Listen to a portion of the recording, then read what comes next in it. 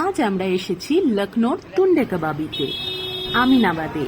এটি কিন্তু আসল তুন্ডে কাবাবি, তাই নকল হইতে সাবধান। জিভে জল আনা সব খাবার, এতদিন এসবেরই সুখ্যাতি শুনেছি, আজ চেখে দেখার পালা।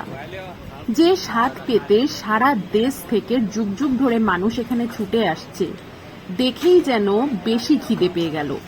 বিশেষ করে মটন গলৌটি কাবাব, এটি তো কোনোভাবেই মিস করা যাবে না।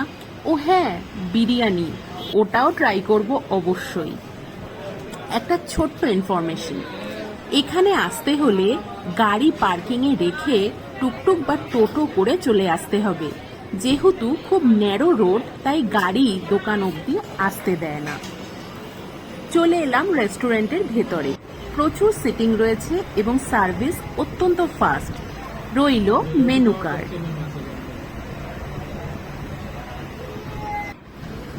এই সেই বিখ্যাত মটন গলৌটি কাবাব আর উল্টি তাওয়া কি পরাঠা, আর সঙ্গে রয়েছে মটন বিরিয়ানি।